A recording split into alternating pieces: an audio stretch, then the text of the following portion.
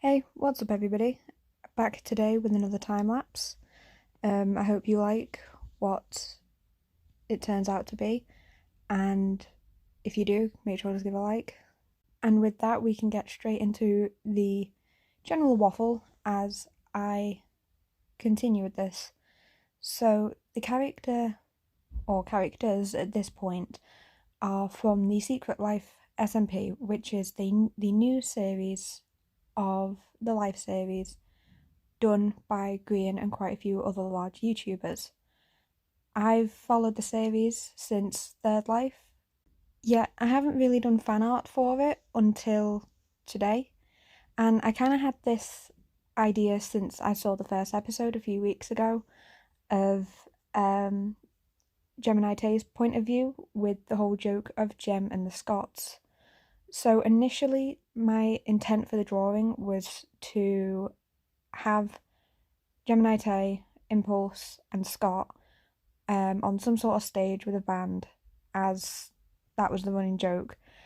Later in the video, you'll notice that kind of did fall through since I wasn't too happy with the designs I came up for Scott and Impulse, but I was quite fond of the one for Gem, and I wanted to finish that image whilst I didn't have a vision for the larger image anymore, and I just knew it wouldn't work out. If I tried to force myself to finish it, then I obviously would, first of all, probably burn out with it, second of all, dislike how it ended up as it was. But obviously, as of this moment, I still am developing all of the characters and the images at this point, since I was still trying to determine how I wanted to approach this drawing, and kind of if I wanted to do it more lineless, more stylized, or add in line art and all the different sides where I was like, I want to do this drawing, but I didn't quite know how. So that was mainly me just working it out at the start. But once I decided that I kind of wanted to do it lineless and that I thought it would look cool and better that way, I obviously went ahead, started working out all the different elements of the characters. Another issue that I kept running into though was that they looked quite static and still, which is another reason I think I didn't like how the trio drawing was coming out. But in the end, I think it worked out better when I'd made it just Gem on her own, since it was able to give me more of a focus on the movement and the motion in the image, not just the trio, the composition, and the layout. It is something that I'm developing as I go. Although I will also say that I preferred Gem's design to the other two. It came a bit more naturally to me, especially when looking at different influences, and when it came to working out how exactly I wanted it to come across or work overall as an outfit. I knew that I wanted the layers, and I know that I wanted the jacket especially as a focal point, since for those of you who don't know, the Life series runs off of a red, amber, and green motif for the 3 lives.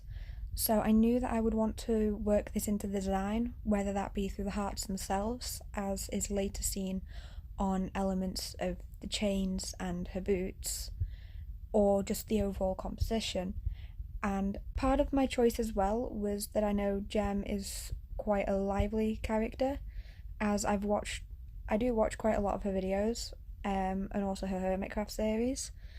So with that, like the character personality in there, I knew for that reason I wanted to keep the colours quite bright, vibrant, with very little reliance on the use of black or white, mainly since these were the colours that worked well together, especially with the brighter ginger hair that I'd be tying in from her character.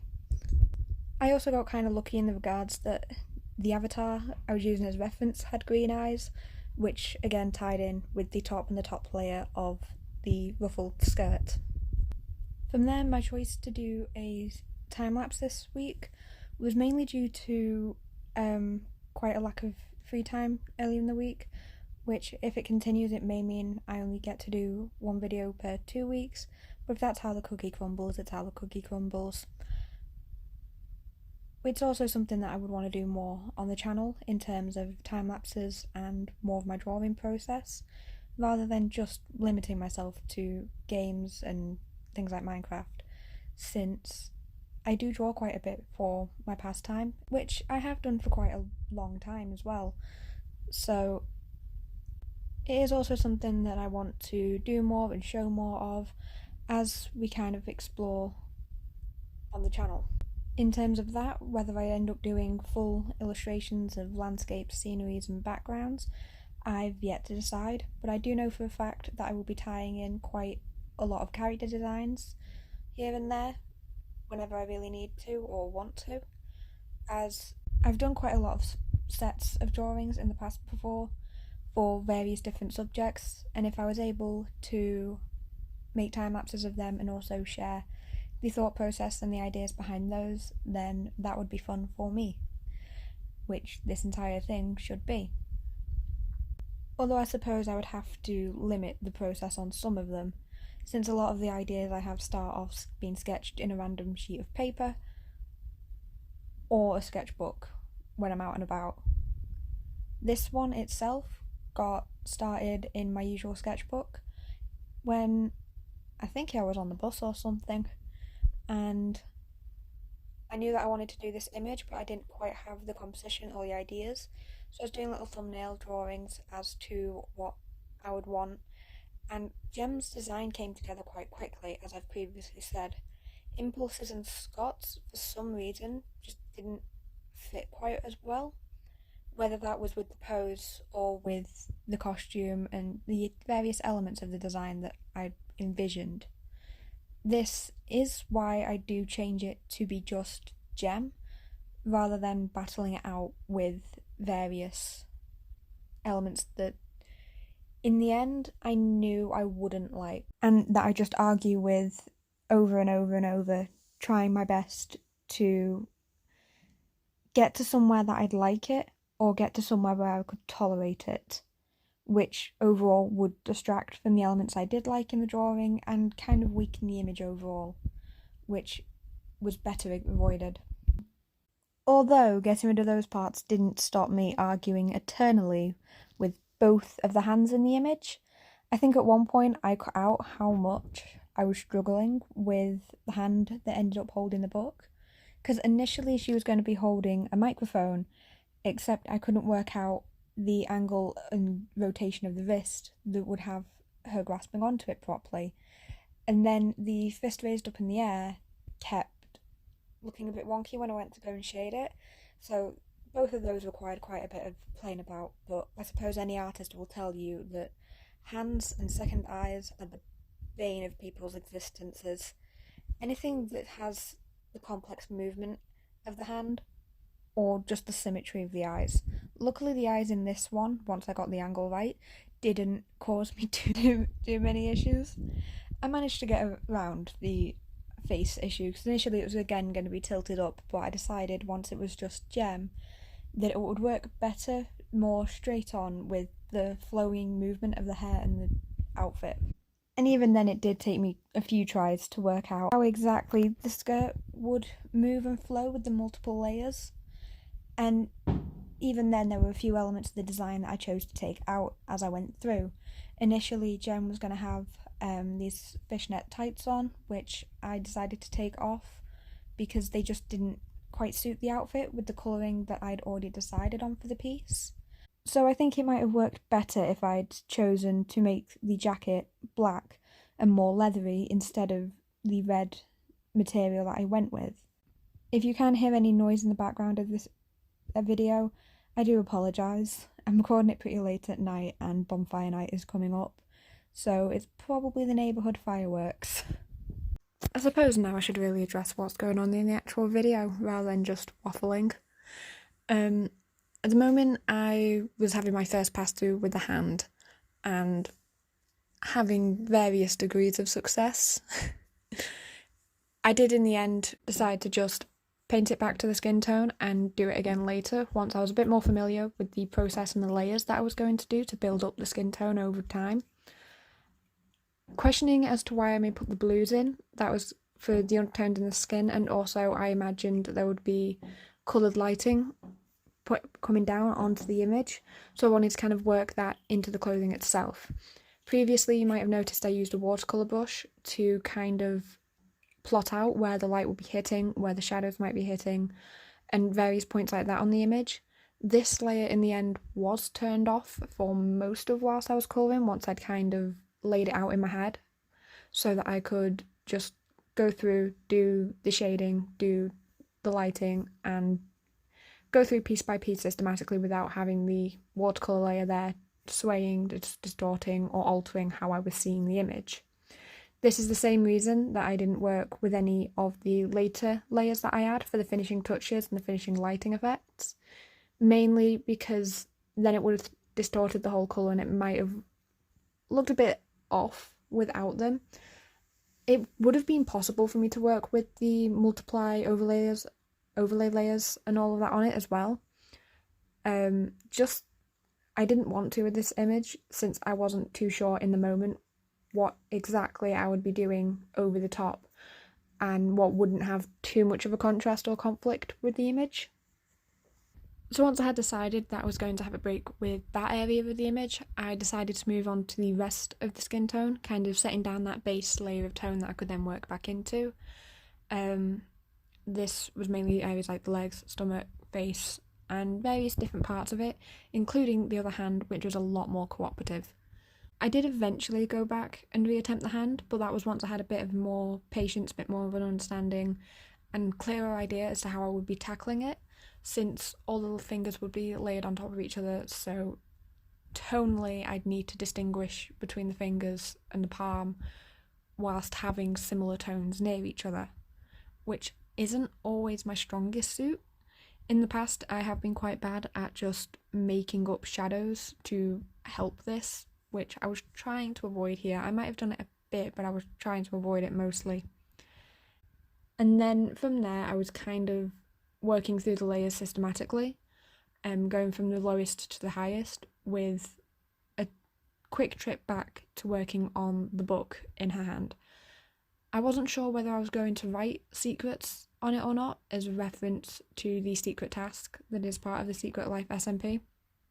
But I decided in the end it would be quite a small detail if I did include it, and whilst I'd know it was there, I didn't quite like how it looked on the book in the moment, so I decided against it and to leave the book plain. If anything, the writing will be on the other side, or it will be an unmarked book due to the secretive nature. But naturally, the hand and the skin took a bit of a messing around with before I actually got to the book itself. I'm just narrating a bit further ahead, as I tend to whenever I'm doing these voiceovers or time lapses. The red edition that you would have just seen was done because it would be subtle, but when I flicked the layers on and off, it was rather still noticeable. So it kind of gave the skin a bit more life and a bit more warmth to it than just the blues, just the darker tones and everything else that I was working with.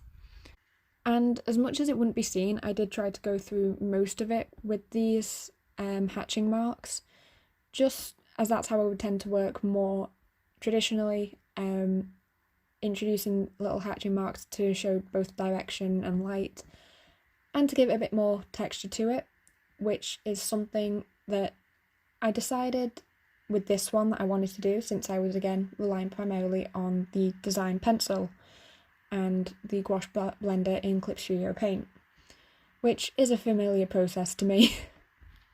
For the colours at this point as well, I did have a little window open that wasn't being filmed by OBS that had the colour mixing history on it, which is where it held the colours I was using as the base, lighter colours and darker colours, so I could quickly reference the tones being used without having to go back to the colour palette or going around the colour wheel in the image.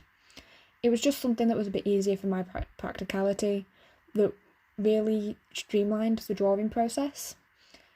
And here at the minute I'm just working on the face and the little subtle bits of shading, those things like the eyes, the teeth, where looking at the image as a whole it isn't too serious, but when you really look at the image, to me at least, it gives it that bit more detail, a bit more interest, and I'm proud this time since I remembered to include pupils. Shouldn't be a hard thing to miss, but like the eyebrows, it's surprisingly easy. Because then for the image, a lot of it was the same process of going through with the darker tones, laying in the base, adding the highlight, and sort of blending it out until I had the overall impression of the space that I was going to be using as further references. So then I could go back into it, add the lines, the details, and the more smaller marks that make the image more coherent overall. And obviously the glowing effects that I've always held a guilty pleasure for. It's one of my favourite parts of drawing digitally, is just being able to really push how much something is glowing or how vibrant something is. And I know it wouldn't show that way if I were to print it out, which is why I will enjoy it in the digital version as much as I can. If I'm given that ability to, it is something I will always prefer. With this image as well, one of my favourite things that I was able to shade was the hair. I just love the big poofy hairstyle with the two little space buns, and big expressive hair is one of my favourite things to draw.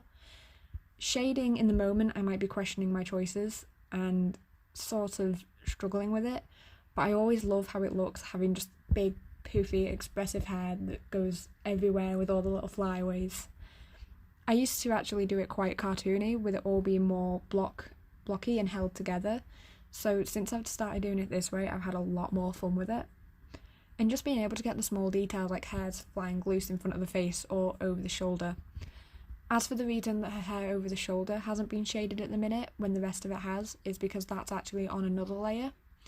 It's on one of the top layers to fully sit over the front jacket, without having to do the tedious process of removing part of the red jacket or having to create gaps in layers for the hair to come through, since the hair for me is usually one of the further back layers, just so I don't have to worry about having the clothes conflicting with it and perfectly outlining the hair.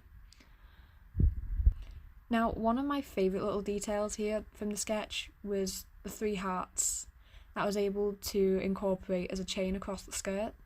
I think it's just a neat little way of including the heart systems and the colours that tie in with the rest of the outfit.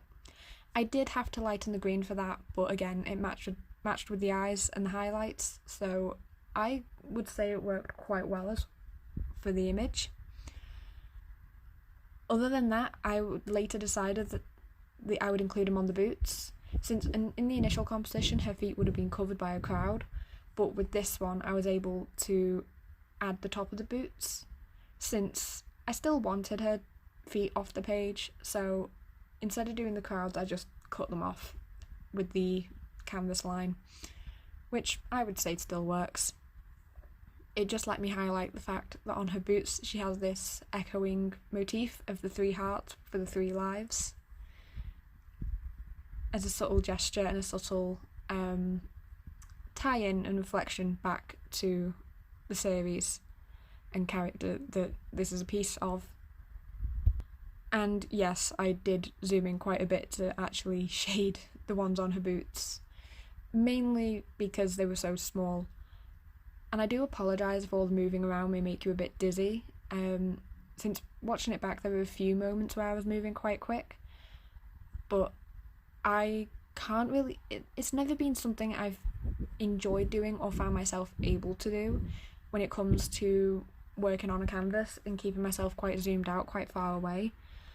And that's mainly due to the smaller details that are tied into the work and the smaller aspects that I prefer putting in just for myself.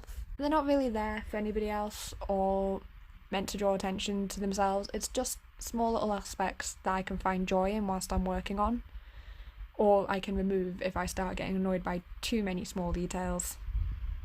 Out of all the pieces of clothing though, I will say the jacket gave me the most nightmares, just with how it would have been interacting with the light and the folds and just the various aspects to it with the red. But I'd say it turned out pretty well overall. But anyway, that does show that we are getting close to the end of this time lapse. since the red jacket was one of the highest layers, if not the highest, because it shared it with the microphone bud.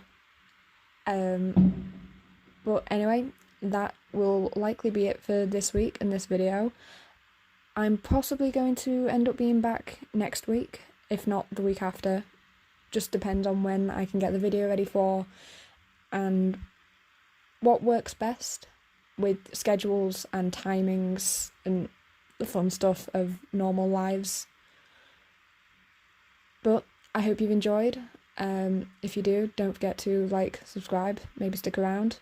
I'm going to be doing more of these time lapses, whether it's fan art or my own personal art. So I hope you've enjoyed this, just as I finish off the final bit of details and have the finished piece at the end of the video, since it's been moving around quite a bit and I did cut out just the final few steps for me to really have that final effect. But yeah, enjoy your day, night, whatever it is, and goodbye.